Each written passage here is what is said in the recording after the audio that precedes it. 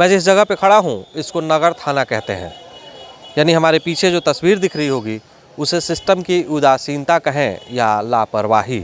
ऐसे में न तो वाहन मालिकों को उनका वाहन मिल सका और ना ही सरकार को उससे किसी तरह के राजस्व का फ़ायदा हुआ। मेरे पीछे तस्वीरों में देखिए, ये तस्वीर इसलिए मैं दिखाना चाहता हूँ कि ये करोड़ों रुपए की वाहन जो है अब धूल फाकती है। कई वाहन को जो मिट्टी है वो निकल गई है। ऐसे में वाहन के ऊपर वाहन आपको दिखाई देता होगा, कई वाहनों पर पेड़ जो है वो जमा हो गए हैं। ये नगर थाने की तस्वीर है। यानी अगर हम गिनती करना शुरू करें तो मुझे लगता है कि हज़ारों वाहन जो है, बाइक तो हज़ारों होंगी जो कि यहाँ पर सड़ रही है। कुछ कार्य को लेकर लापरवाही में, कुछ सिस्टम की लापरवाही की वजह से ये जो वाहन है वो सड़ रही है और ज़मीन के अंदर एक लेयर, बताते हैं लोग कि एक लेयर जो वाहन है वो ज़मीन के अंदर चली गई है।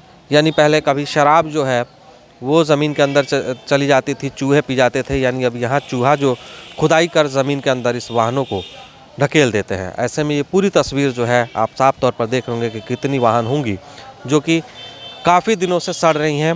हालांकि इन वाहनों को ना तो सरकार की नज़र आई और ना ही इसे वाहन मालिक ले जाते हैं। ऐसे में इसमें अलग अलग कांडों में जब्त ये सभी वाहन को नगर थाने में रखा गया है। इस तस्वीर को देखकर आप समझ रहे होंगे कि कितनी बड़ी राजस्व की जो है वो नुकसान इन वाहनों को लेकर हो रहा है। हालांकि सरकार चाहे तो इससे करोड़ों रुपये की राजस्व वसूल सकती है। ऐसे में पूरी तस्वीर दिखाएंगे और पूरी कि कहां से कहां तक की है। तो आइए आगे चलते हैं और वो भी दिखाते हैं कि कहां तक जो है पूरी जो है ये जो वाहनों की कतार लगी हुई है और इस पर पेड़ जो है वो जम गया है। तो ये जो है तमाम जो है ये वाहन है, इसमें अच्छी अच्छी जो है बाइकें हैं। यानी अपाची, डिस्कवर, स्प्लेंडर, फ्रीडम सहित लग्जरीज जो कार भी हैं वो भी हैं। ज़रा पीछे देखिए कि एक लग्जरी कार भी खड़ी है काफ़ी दिनों से, वो भी वैसी पड़ी हुई है। यानी आप देख सकते हैं तस्वीरों में कि ये सभी जो वाहन हैं वो किसी न किसी कांडों में पकड़ी गई हैं और जिसका निपटारा नहीं हुआ है, जिसकी वजह से ये वाहनें सड़ रही हैं।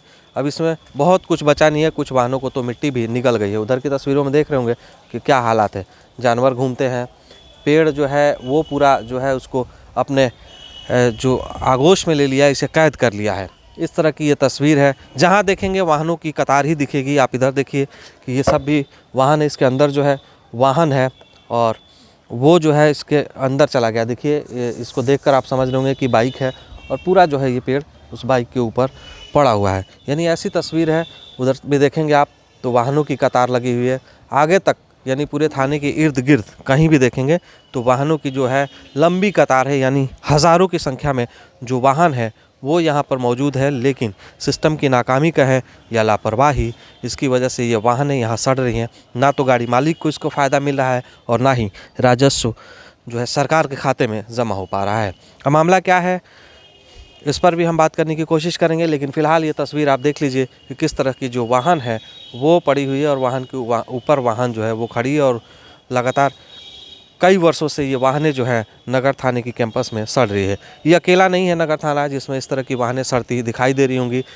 ज़िले के सभी थानों में इसी तरह की जो है वाहन सड़ती नज़र आती है। लेकिन न तो इसका फ़ायदा सरकार को हो पाता है और ना ही जो वाहन मालिक है उन तक इसका फ़ायदा पहुंच पाता है। तो ये पूरी तस्वीर जो था वो हम गोपालगंज नगर थाने से दिखा रहे थे।